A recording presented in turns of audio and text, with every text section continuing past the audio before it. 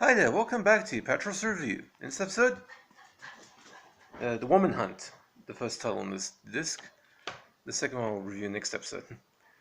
Directed by Eddie Romero in the year 1972. Hi there, welcome back to Apatros Review, your guide to the wild world of science fiction, action, horror cinema, with me, your host, Mila Sipka.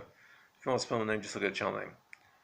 And you're probably noticing why the aspect ratio is a little bit different. Trying something new here.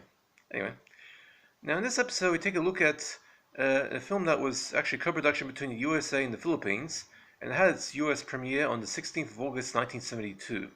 The film is known as The Woman Hunt, but also in the UK on VHS was known as Escape, and its script title was Women for Sale, and the working title was The Highest Bidder.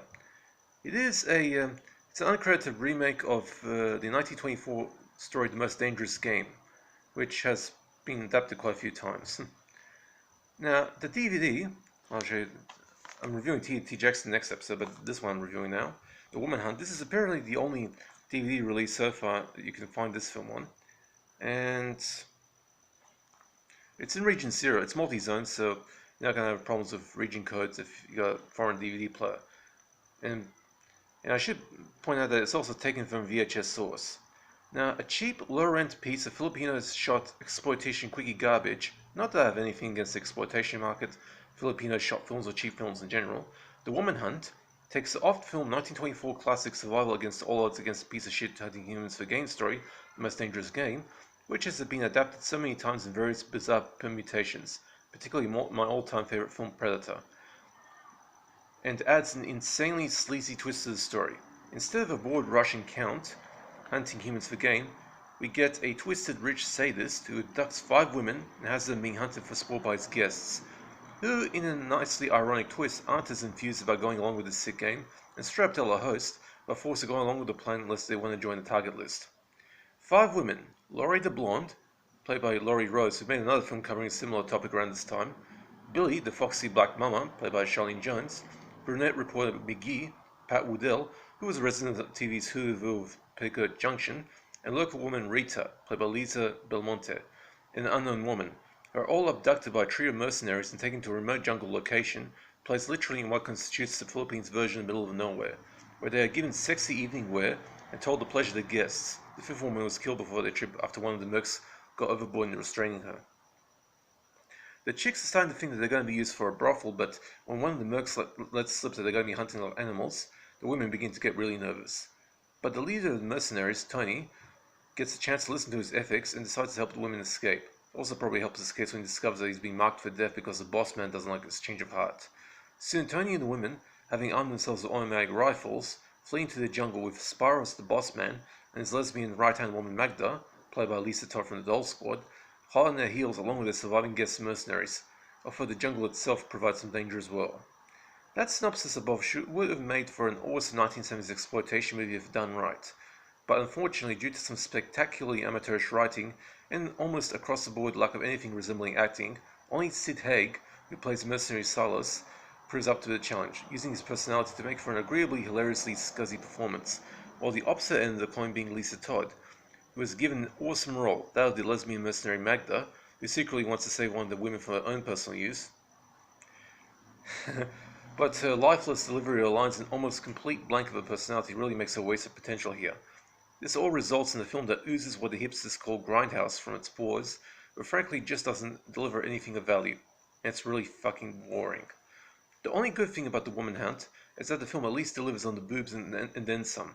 With the exception of Lisa Todd and the woman who gets killed early on, all the actresses get at least one nude scene, resulting in gratuitous boob shots, which actually helps laser their performances since their lack of character development makes them almost impossible to tell apart.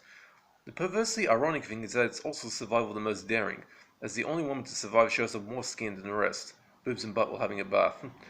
The title of Hunt only takes place in the last 15 minutes of a 72-minute movie, and before that we just get a shitload of padding little else, not to mention some bad day for night photography, some hilariously bloody scripts filled with melted crayons passing to stage blood, and a snake getting chopped to pieces of the hero's machete, which looks like it was done for real. Watch this for the grindhouse vibes, Sid Haig being an awesome jackass, and the boobs, nothing else. I've gone hunting for The Woman Hunt, and nailed it with a D, 2 out of 10 right between the movie's boobs. Now for gore nudity, The film has quite a modest body count, but the gore is limited to some bad squibbing that uses melted crayons for the red stuff. Looks gnarly. As for the skin, Laurie Rose shows off her breasts and buns in the bath and then completely naked, but mostly under the water during the end of the movie, only her breasts being visible for that scene. We also get boobage from Pat Woodell, Charlene Jones, Lisa Belmonte, and Alona Alegre. There is a lesbian scene between Rose and Lisa Todd, which could have been awesome if handled right, but comes off as just plain stuffed up given Todd stays clothed and they don't get past second base. As for the DVD, this appears to be the only way to see The Woman Hunt on DVD anywhere in the world, as this double feature DVD from Umbrella Entertainment has the film paired up with TNT Jackson, which is actually quite a fitting double bill, to be honest. The print from the film was taken off an old VHS, and that is as obvious as today since the frame is in 1:33, although that could be the original aspect ratio anyway, and with English dual mono with no subtitles, which makes it difficult to make out the less clear portions of the dialogue. And it's a very soft picture lacking shadow detail. Even if you boost the contrast during dark scenes, you still can't see much. And some tape damage during the 19 and 66 minutes. Also some tracking errors during the scene where Pat Woodell talks to the Merc with the bad wig that makes him look like he's wearing a Muppet's ass on his head. The menu design is surprisingly clunky, the options take a full second to highlight, and the only supplement is the film's trailer, which actually looks in better shape than the movie itself. So, Woman Hunt gets a D, a 2 out of 10. It's bad. Not terrible, but just bad. Okay, that's it for the Woman Hunt. And the next episode I will review TNT Jackson. That's gonna be a laugh. Yeah, a bit of a 70s exploitation double bill. Okay, I hope you guys are staying safe. And we're still in lockdown. And the police are kind of cracking down on anyone who even tries to go outside without a mask. Anyway. Now, I do not do a request, but if you have any particular titles that you want me to check out, I mean, if you think I have them in my collection, just hit me up in the comments section. Also, if you have any questions about DVDs, or just any types of sci-fi action horror want me to check out, just hit me up in the comments section. I'll see if I have anything in that space. Okay, I hope you guys are staying safe. Take it easy, and that's it for this review. See ya.